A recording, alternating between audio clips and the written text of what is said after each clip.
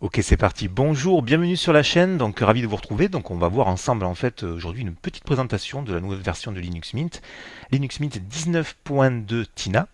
Alors, si vous voulez vous la procurer, donc sachez qu'elle est d'ores et déjà disponible sur le site de Linux Mint, qui est juste en face de nous. Pour ce faire, vous vous rendez en fait à cette adresse internet. Vous allez sur linuxmint.com. Vous allez dans la partie donc téléchargement ici, download, et puis vous allez glisser jusqu'à l'onglet toute version. Et là, vous avez accès bien sûr à la version 19.2 Tina, donc c'est celle-ci que l'on va choisir. Et au niveau des versions, vous avez toujours en fait les versions de 32-64, sachant que les versions de 32 correspondent vraiment aux ordinateurs qui sont vraiment très très anciens. Si vous avez une machine qui date d'avant 2003-2004, donc c'est plutôt ce type de version qu'il faut privilégier. Je vous conseillerais même par rapport à la version plutôt de tester avec une version XFCE sur les machines vraiment très très anciennes.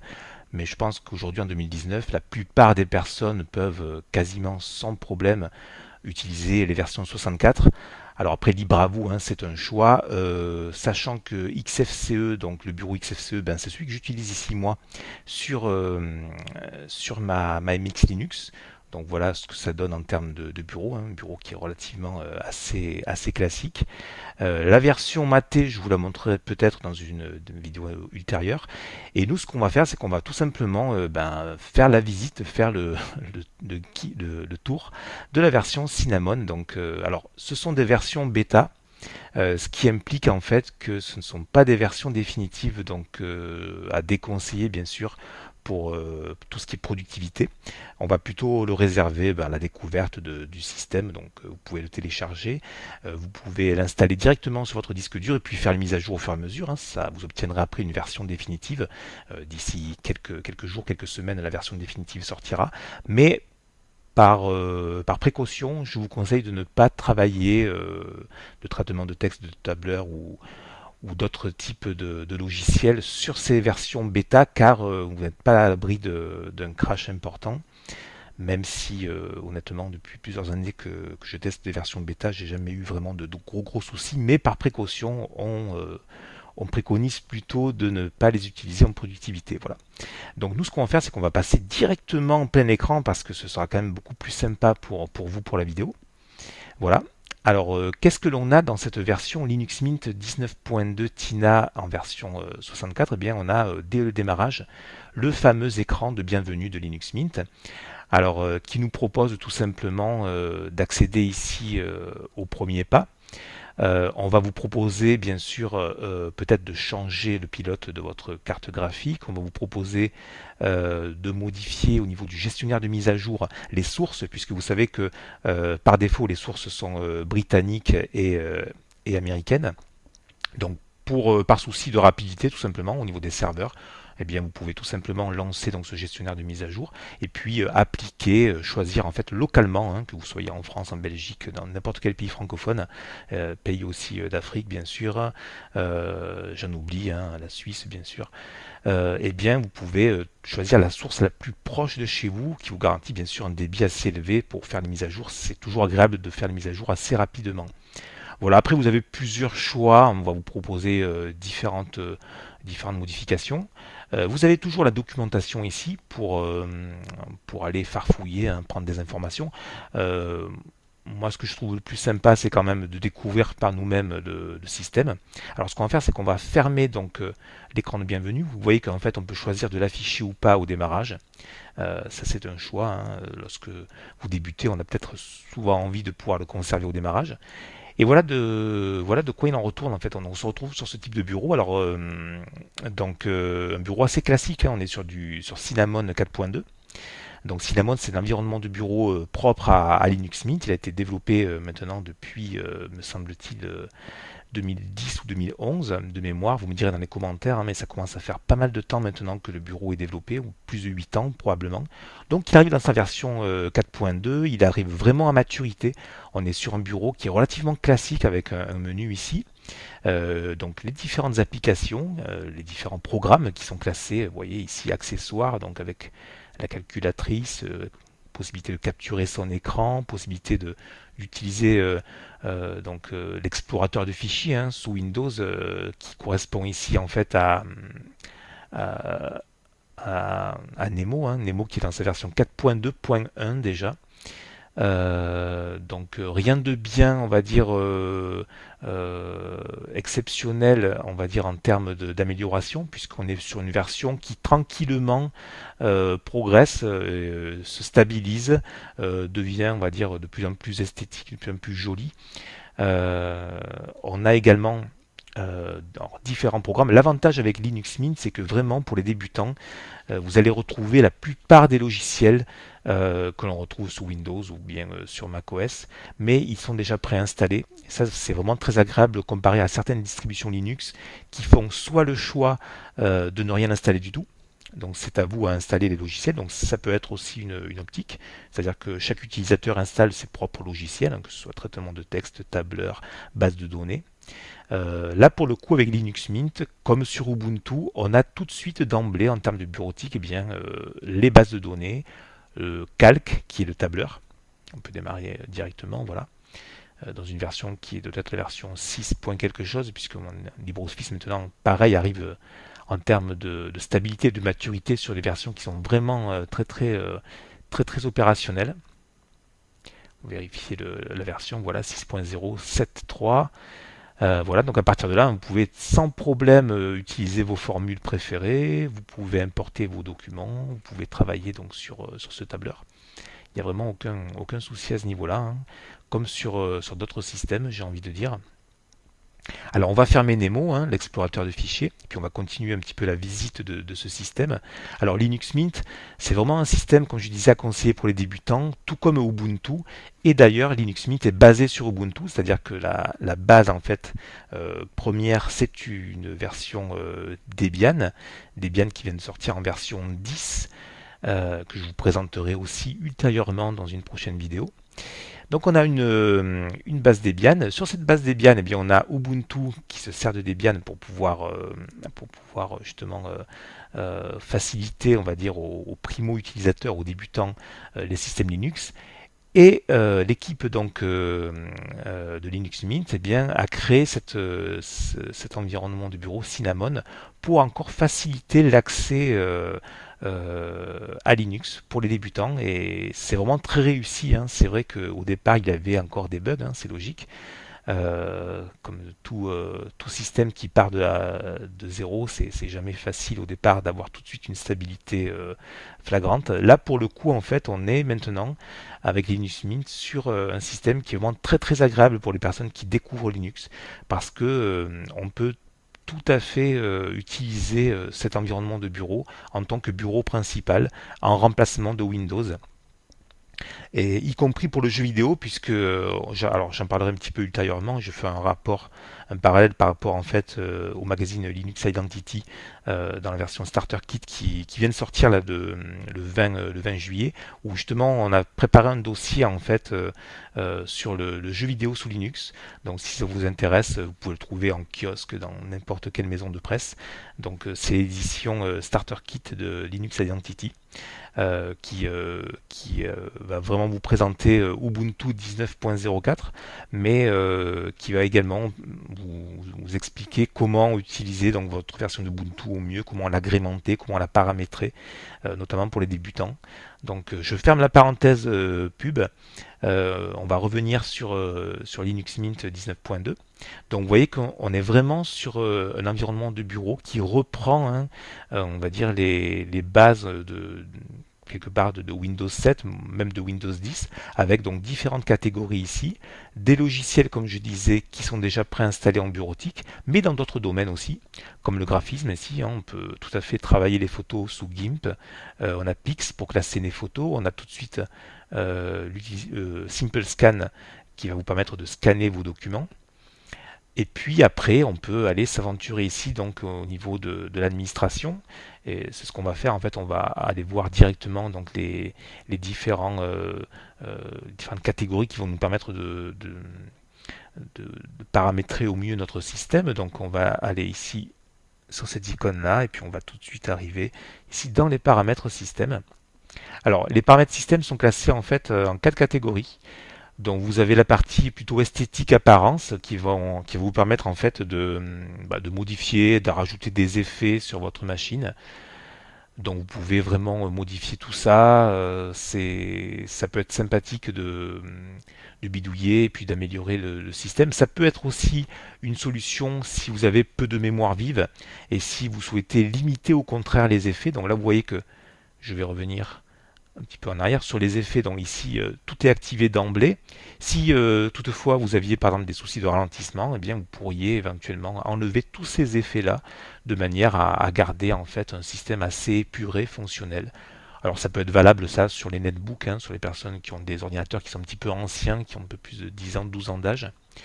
Les fonds d'écran, on y reviendra tout à la fin, c'est pas le plus important. On peut choisir donc sélectionner donc une police. Alors vous voyez qu'on est sur une police Ubuntu Regular en Core 10. Alors ce que l'on peut faire ici en fait, c'est modifier tout simplement la taille. Donc pour les personnes des fois euh, qui ont besoin d'avoir une police un peu plus importante en termes de taille, hein, pour les personnes qui sont malvoyantes, eh bien on peut augmenter ici la taille bien sûr de la police et on peut donc l'adapter. Et ça c'est vraiment très bien parce que tout de suite vous voyez on a, alors c'est peut-être même plus confortable pour vous, ça permet bien sûr d'avoir une lisibilité beaucoup plus pratique. On va revenir ici sur les thèmes. Alors c'est pareil, on est là au niveau des thèmes sur de l'esthétique.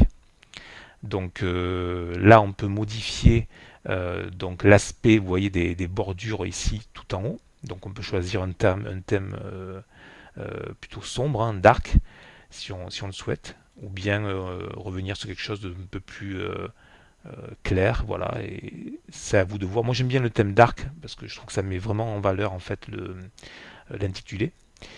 Au niveau des dossiers, pareil, hein, on peut choisir d'avoir des dossiers, donc là, alors, Linux Mint bien sûr, par rapport en fait à son nom, ben, c'est plutôt vert, mais rien ne nous empêche de revenir sur des dossiers rouges, orange, voilà, on peut choisir cette couleur-là de dossier, et puis vous voyez qu'à chaque fois ça va en fait modifier les dossiers. Voilà, donc c'est au choix, on peut choisir du bleu si vous aimez le bleu. Voilà, donc à chaque fois vous avez la modification. Voilà. Tac tac tac. Allez, on va choisir Mint Y Dark Teal. Ok. Ensuite, au niveau des boutons, pareil.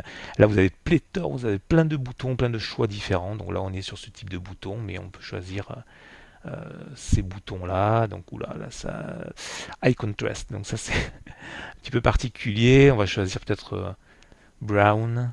Qu'est-ce que ça donne? Ouais, là, c'est quand même assez sombre.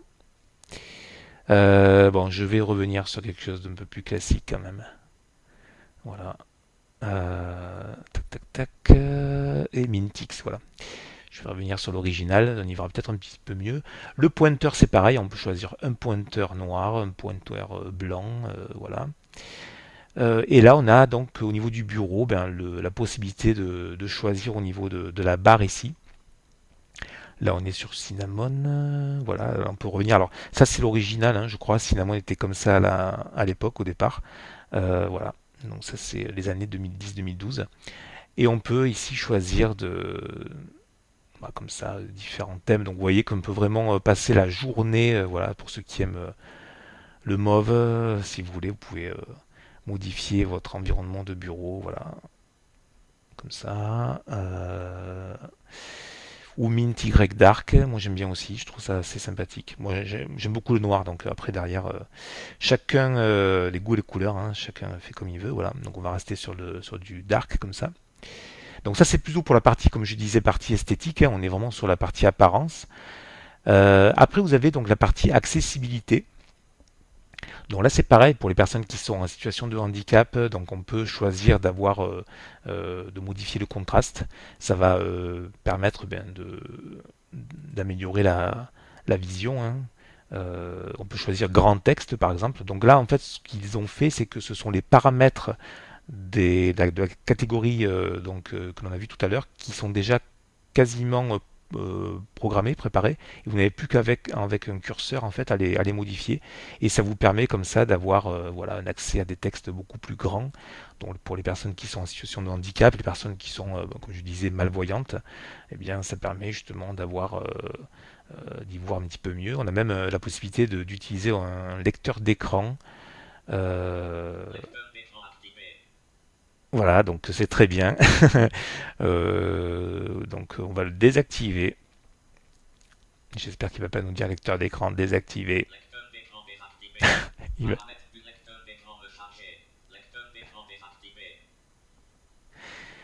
L'intelligence artificielle, c'est pas encore ça. Voilà, on n'est pas encore. Voilà.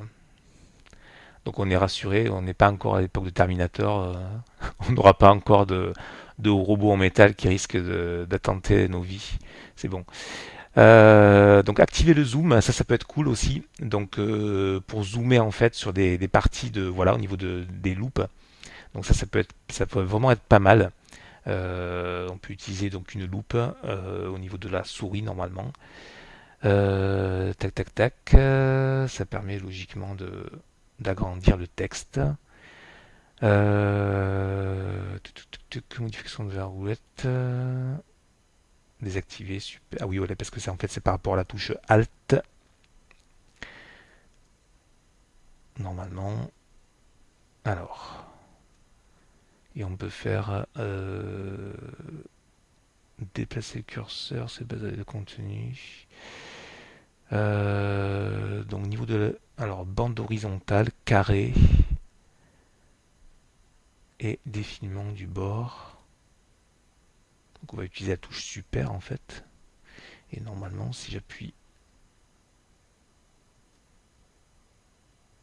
Bon, ben je ne sais pas pourquoi ça ne veut pas fonctionner.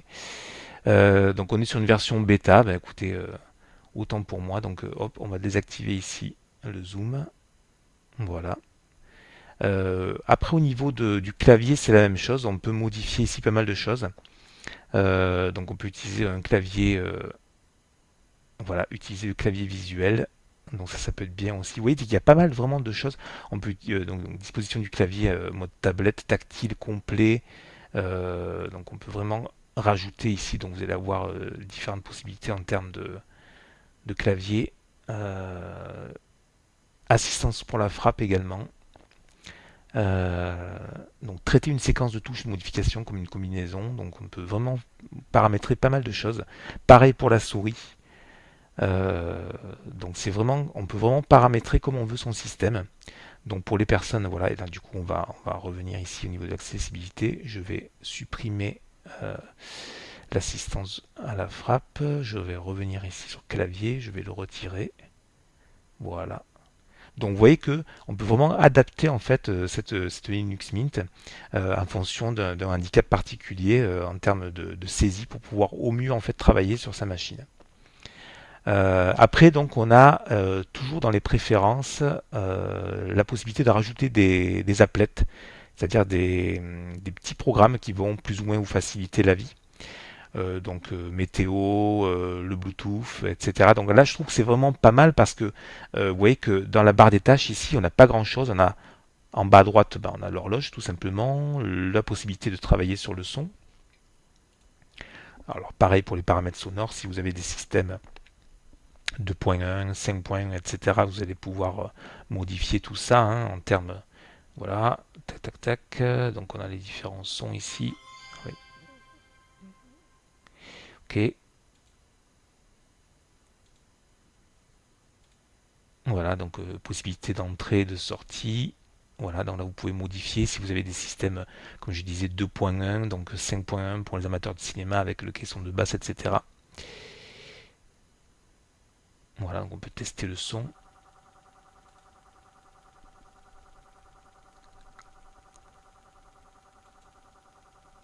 Oui, s'il n'y a pas plus apparemment. Front left, ok, d'accord. Un petit accent écossais, mais alors, tac tac tac, donc voilà. Là, du coup, on peut configurer au niveau sonore, etc. Couper le son, bien sûr, suivant si vous êtes dans une situation de réunion ou autre chose, vous voyez qu'on peut tout de suite couper le son du micro, couper le son environnant. Ça permet vraiment de ne pas déranger l'environnement. Si vous êtes dans, vous travaillez par exemple, je ne sais pas, de nuit dans un train, vous êtes au cours d'une réunion, vous n'avez pas envie d'avoir de son intempestif qui se déclenche, eh bien vous faites un petit clic droit ici et hop, vous coupez le son général, et ça permet, sans forcément baisser le volume de cette façon, voilà, ça vous permet directement de couper tous les sons, les notifications, etc. Donc là, donc c'est pour le son. Là, on est au niveau du réseau, pardon. Je bégaye justement comme la personne qui fait la présentation du son. Et puis là, on est bien sûr sur les mises à jour. Alors, on va y revenir tout à l'heure sur les mises à jour. Donc, libre à vous de rajouter, vous voyez, donc donc là, je vois Nvidia. Bon, ça c'est par rapport au graphisme. Libre à vous de rajouter en fait tous ces petits applets qui vont faciliter en fait la vie, mais qui sont pas forcément utiles à tout le monde. Euh, Là, on peut rajouter par exemple l'outil imprimante pour avoir directement un accès à l'imprimante sans passer par bien sûr le menu avec ici donc accessoires, etc. Donc ça vous évite d'aller, vous voyez, comme ça jusqu'à l'imprimante. Là, vous aurez directement la plate ici, la petite icône. Mais ce qui est bien en fait avec Linux Mint, ce que je précise, c'est que justement ils n'ont pas rajouté toutes ces icônes ici, comme on voit sous Windows. Souvent on a un petit ascenseur et puis après on a 5, 6, 7, 8, 9, 10 comme ça icônes et qui viennent surcharger la mémoire. Là pour le coup c'est très bien, je trouve que c'est relativement zen en fait comme système, c'est vraiment cool en fait. Donc on va revenir ici en arrière et puis après on a la possibilité, alors je ne vais pas faire toutes les icônes parce que sinon on y passerait, la vidéo durerait 4 heures.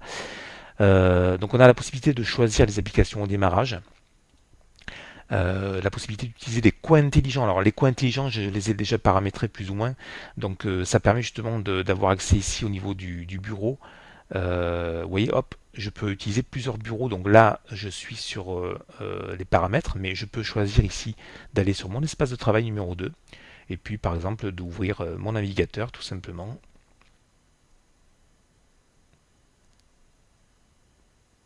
Alors comme on est sur une machine virtuelle, c'est peut-être un petit peu long. Et puis j'avais pas démarré Firefox aussi. Voilà, donc on arrive sur le site de Linux Mint. Voilà, donc on peut.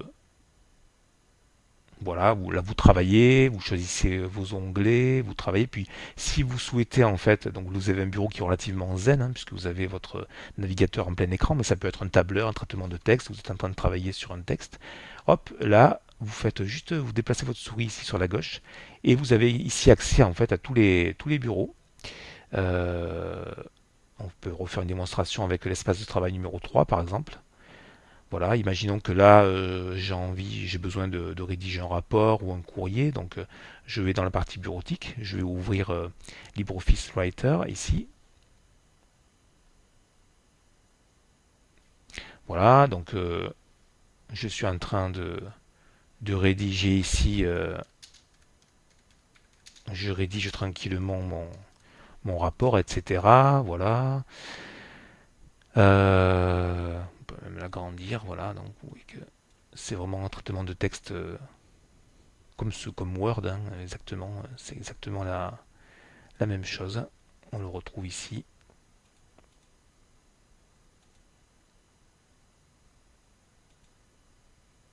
Voilà. Et puis, j'ai besoin de faire une recherche sur Internet, et bien plutôt que d'aller venir chercher ici donc le navigateur, hop, je déplace ma souris comme ça sur le côté gauche. Et ça me permet bien sûr de revenir ici sur mon espace de travail, enfin sur mon navigateur. Après, je peux revenir sur mon rapport, etc. Je peux ouvrir un autre logiciel et je peux rajouter en fait plusieurs bureaux. Donc là, j'en ai 5. Je peux en rajouter encore un sixième. Donc je peux rajouter encore un septième bureau, un huitième bureau. Voilà. Donc on s'amuse à remplir la RAM, hein. On remplit la mémoire. Voilà, donc là, vous pouvez avoir 9 logiciels ouverts et à chaque fois passer de l'un à l'autre, suivant ce que vous avez besoin de faire. Voilà. Donc on ne va pas laisser ouvert tous ces logiciels-là, je vais les refermer. Et on peut, alors ce qui est cool aussi, c'est qu'on peut les renommer. Donc ça, c'est pour les personnes qui ne connaissent pas encore Linux Mint. Je sais que parmi les gens qui écoutent, il y a des personnes qui connaissent déjà Linux Mint. Donc voilà, je vais même utiliser, je vais fermer celui-là. Et on peut bien sûr, par exemple, renommer donc l'espace de travail ici. Par exemple, je vais mettre voilà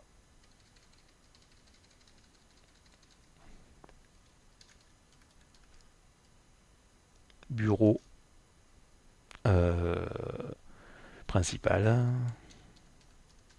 Voilà. Du coup, en fait, on a cet espace de travail qui s'appelle maintenant bureau principal. Et on a espace de travail numéro 2. Donc vous voyez que c'est vraiment sympathique, on peut vraiment renommer tout ça, passer de l'un à l'autre, fermer donc les logiciels, en ouvrir d'autres, etc. Donc ça c'est vraiment quelque chose d'assez sympathique. Alors on le retrouve sur Windows 10, mais ça n'était pas présent sur les versions de Windows précédentes. Mais sous Linux, sachez que les bureaux virtuels, ça fait très très longtemps, depuis plusieurs années que ça existe, et c'est vraiment optimisé. C'est vraiment très très sympathique. Les comptes en ligne, donc ça c'est pour les personnes qui sont sur les réseaux sociaux, donc on peut paramétrer ses comptes Google, Nextcloud, Facebook, Microsoft, etc. On peut en rajouter. La confidentialité, donc je pense qu'on doit y avoir moins de stealth. Alors ne jamais oublier les anciens fichiers, nombre de jours avant l'oubli des fichiers, voilà.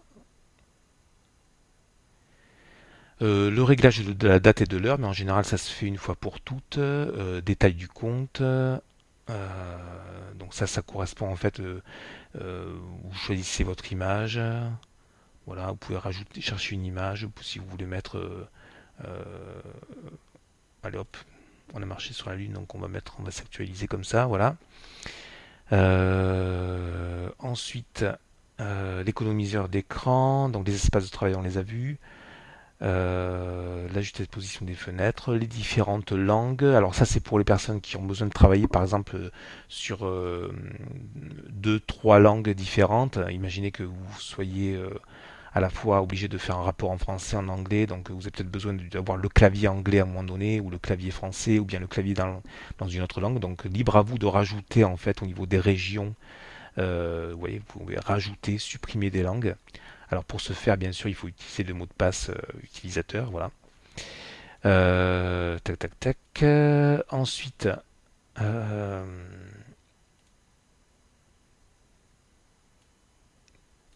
s'il veut bien se fermer.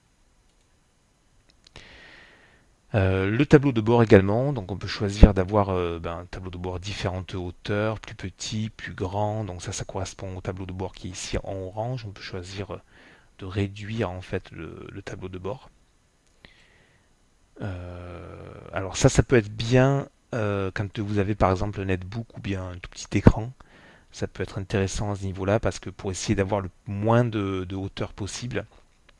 Là par exemple vous avez la hauteur du panneau, on peut la réduire vraiment vraiment toute petite. Vous voyez que là elle devient toute minuscule jusqu'à quasiment devenir invisible. Donc on peut pas aller tout au bout, mais on peut vraiment réduire. Et à l'inverse, si vous avez un écran de 50 pouces pour travailler sur votre machine, eh bien on peut ajouter un panneau assez important. Voilà, on peut agrandir le panneau ici. Et du coup, voilà. Bon, je vois pas trop l'intérêt d'avoir un panneau de cette taille-là, donc on va revenir. Je sais plus, c'était à 40, je crois. On peut choisir de masquer le panneau, bien sûr, de le montrer intelligemment, de le masquer automatiquement. Donc là, ça permet justement de libérer son écran et de le faire apparaître uniquement lorsque vous passez la souris dessus. Donc ça vous permet de gagner un petit peu une marge si vous avez besoin d'avoir justement sur un écran assez petit, sur un écran de portable de 15 pouces ou 17 pouces, peut-être besoin de masquer la barre des menus. Donc ça vous permet justement d'avoir beaucoup plus de place pour travailler. Donc on va choisir de toujours la montrer tout simplement. Voilà, c'est quand même plus agréable. Et puis on va revenir donc sur nos paramètres système. Alors là on est au niveau du matériel, donc c'est purement technique, hein. Donc c'est au niveau de l'affichage en fait. Donc tout ce qui est définition, donc ça c'est la résolution sur laquelle je travaille. On peut détecter les écrans directement. Ça permet tout simplement bah, on va dire de changer la définition, d'avoir une définition qui correspond le mieux par rapport à la taille de votre écran. Ok, donc alors pourquoi est-ce que lui est masqué? J'aimerais revenir, c'est là sans doute. Tac, voilà, donc on va revenir sur les paramètres système.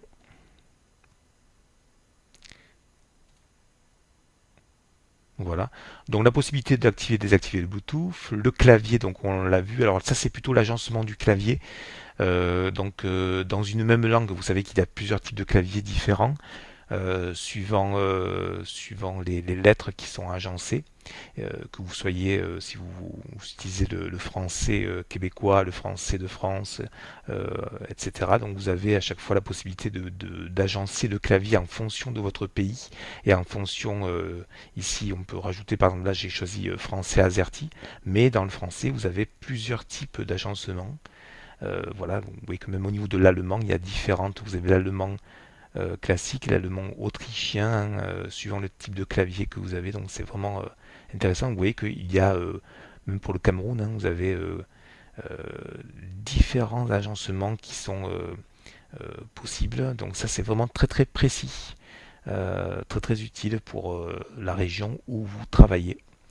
Euh, donc libre à vous de le modifier après. Voilà, lituanien standard, etc. Pareil, c'est pareil pour le français. Pareil pour l'anglais aussi. L'anglais australien, l'anglais irlandais. Enfin, pour l'Irlandais et l'Angleterre, c'est plus ou moins la même chose, mais c'est plutôt par rapport à l'Australie ou bien l'anglais américain, où il y aura des modifications. La possibilité de modifier les couleurs, l'installation de l'imprimante, l'information système, donc ça c'est vraiment purement technique concernant votre processeur, votre mémoire, etc. Le son, on l'a vu tout à l'heure, la possibilité pour la souris ou le pavé tactile, parce qu'il y a des personnes qui ont besoin aussi d'utiliser un pavé tactile, donc on peut inverser avec les souris. Vous voyez que si vous êtes gaucher, si vous avez la souris à gauche, on peut inverser les boutons de souris. Donc ça c'est plutôt cool, c'est pas toujours le cas sur les systèmes, même si on le trouve de plus en plus.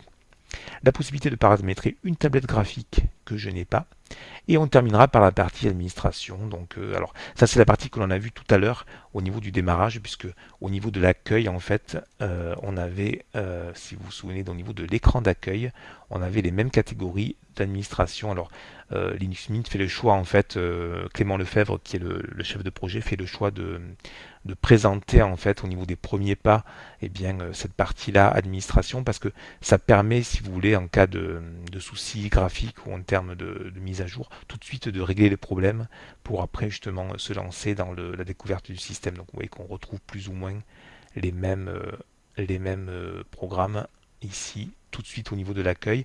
Alors l'instantané système, donc ça permet justement c'est en fait si vous voulez c'est la restauration Windows qui a été apparu, me semble-t-il, sur le fameux Windows Millennium, qui était une catastrophe pour les personnes qui ont connu Windows Millennium, un système qui plantait une fois sur deux ou une fois sur trois, mais qui avait une restauration système, donc on pouvait passer du temps à restaurer Windows Millennium et puis perdre comme ça des heures de travail dans la journée.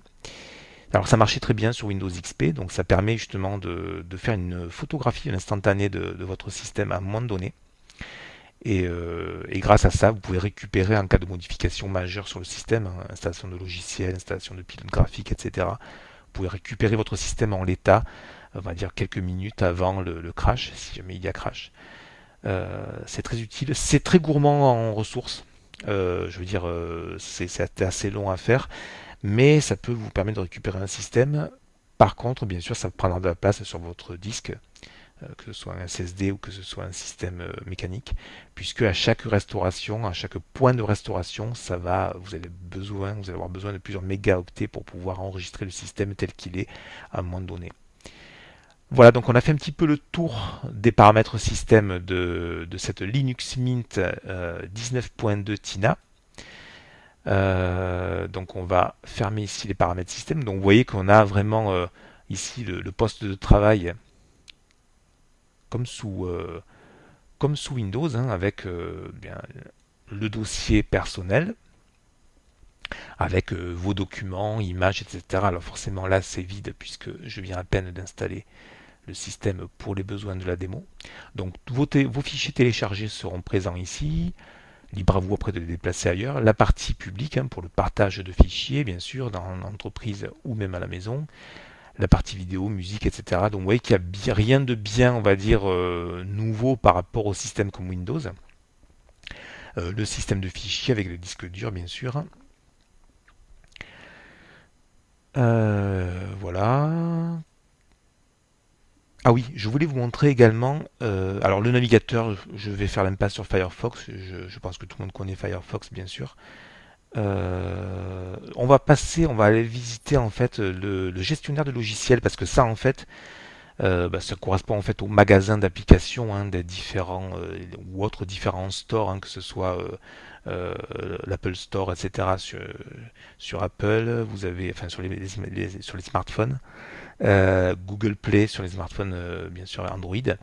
Et là, pour le coup, en fait, sur Linux Mint, on a bien sûr un magasin, on a ce qu'on appelle un gestionnaire de logiciels, où vous avez tout simplement faire vos courses, c'est-à-dire vous allez pouvoir rajouter des programmes.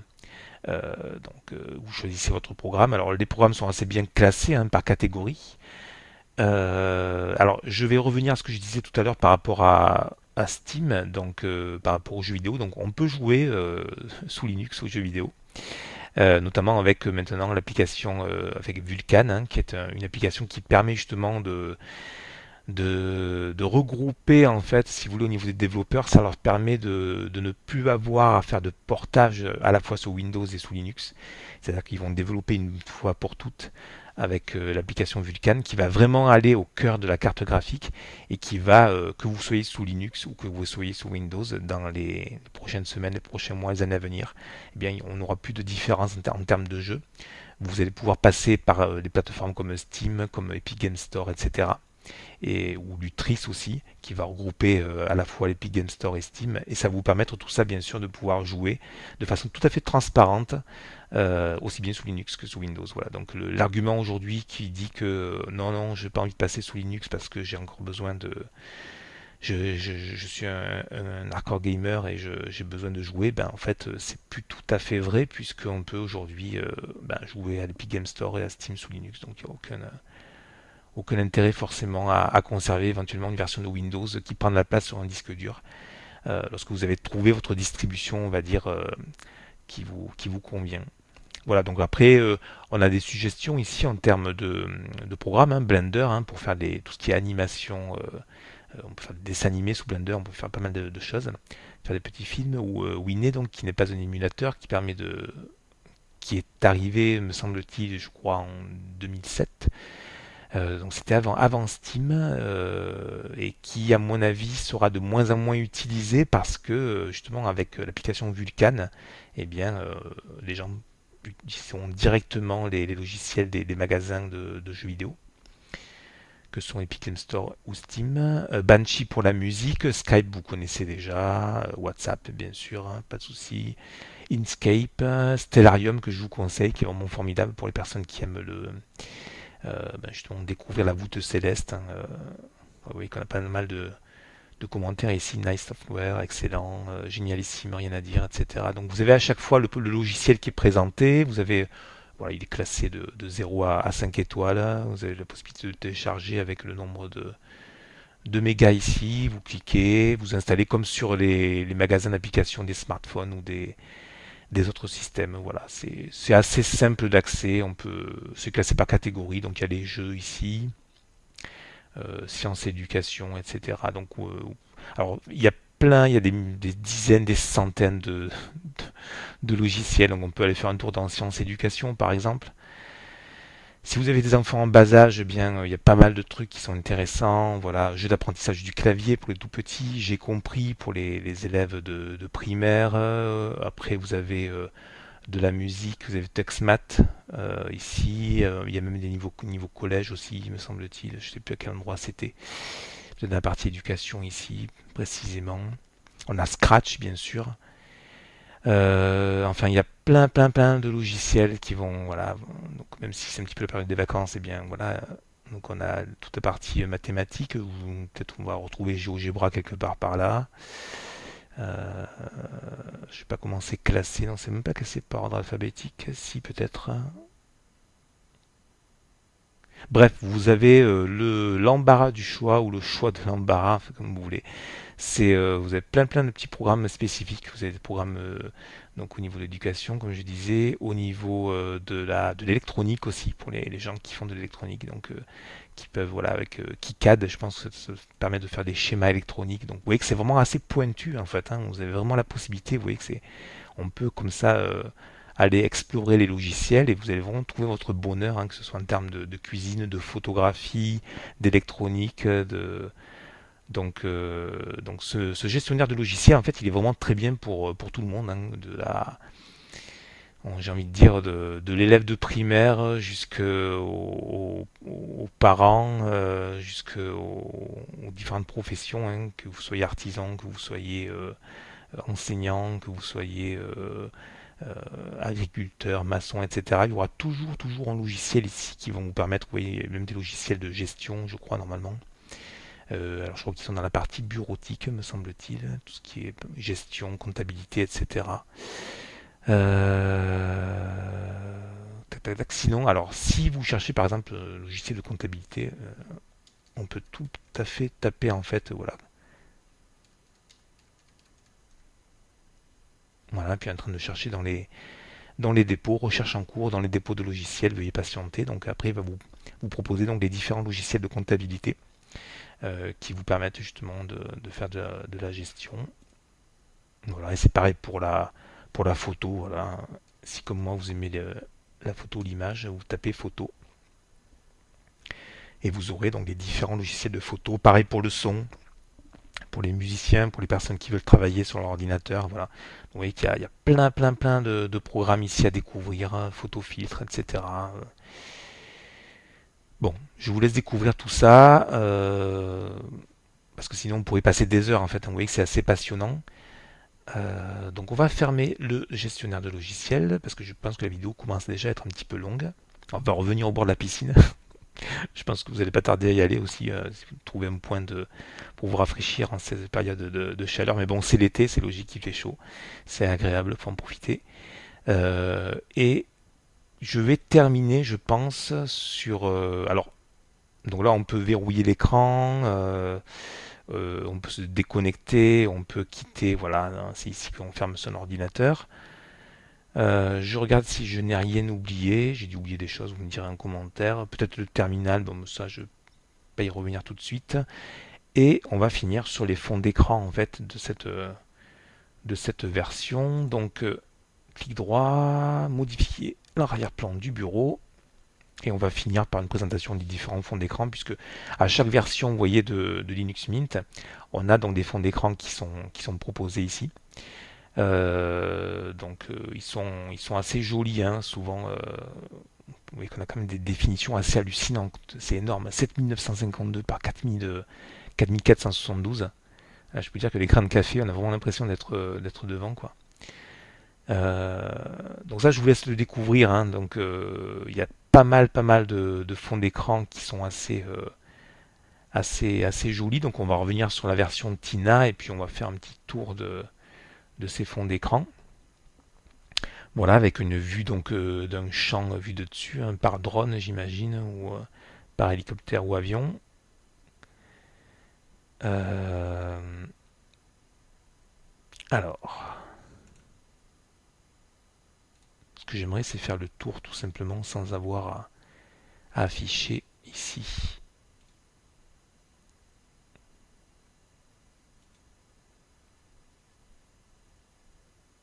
Ah, d'accord. Ils ont modifié la possibilité d'afficher, donc c'est pas grave. Alors je sais comment je vais faire comme ça. Je reviens sur le fond d'écran, je vais le baisser. Désolé, ça sera pas très esthétique. Voilà. Voilà, donc là on est sur le parc américain Yosemite, hein, donc ça c'est vraiment le fond d'écran typique de macOS pour les personnes qui ont déjà vu. Euh, mais j'avoue que les fonds d'écran de Mint à chaque fois sont assez jolis. Un peu de rafraîchissement avec de la glace qui scintille, donc ça fait du bien. Voilà, donc libre à vous après de télécharger cette version. Après avoir visité les fonds d'écran, je vous ramènerai sur Firefox et sur le site de Mint pour vous montrer l'adresse à laquelle j'ai pu télécharger le système. Donc vous pouvez l'essayer, hein, sans l'installer sur votre ordinateur. Vous le mettez sur une clé USB, ou maintenant vous le gravez si vous avez un lecteur DVD, mais maintenant c'est vrai que c'est plus facile de mettre sur une clé USB. Et vous pouvez explorer comme ça le système sans avoir forcément à l'installer. Donc ça vous permet d'avoir un petit aperçu, puis de voir si ça peut vous convenir, si vous pouvez éventuellement apprécier ce système et l'utiliser donc au quotidien. Voilà, on est revenu au bord de la piscine. Sympa cette couleur ocre en fait au niveau du sol là. Et donc la version définitive de Tina sortira probablement d'ici largement avant la fin de l'été. Euh, donc on est, comme je disais, sur une version vraiment de stabilisation avec Cinnamon 4.2 qui est vraiment au top maintenant, qui fonctionne très très bien. Ah, ça c'est habitant en Provence, donc je peux qu'apprécier un bokeh sur de la lavande. On revient sur notre champ du début.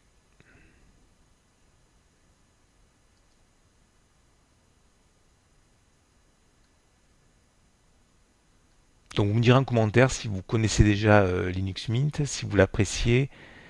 Waouh, belle mandarine, orange, clémentine, je sais pas. Euh, J'avoue avoir un petit faible pour les pêches et les abricots parce que ça reste quand même des fruits de saison. Et il me semble que certains fonds d'écran avaient déjà été exploités. Mais vous voyez que c'est assez joli parce qu'ils utilisent une définition qui est vraiment hors norme, quoi. Avec des prises de vue qui sont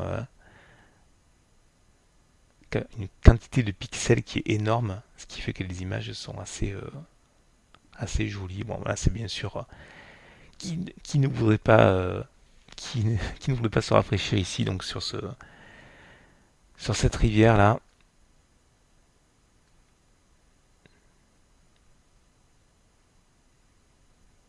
Voilà, donc on a les différents fonds d'écran de Mint. Terminé, voilà, sur une plage. Alors, je sais pas si j'ai terminé, je regarde. On ne doit pas être loin de la fin, non, ici. Il nous reste les tulipes,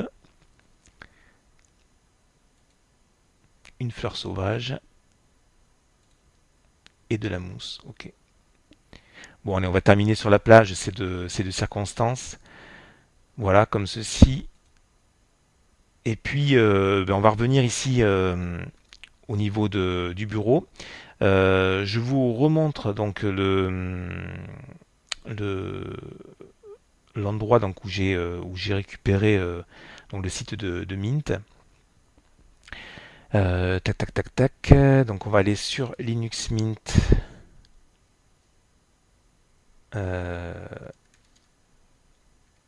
.com sur la page principale.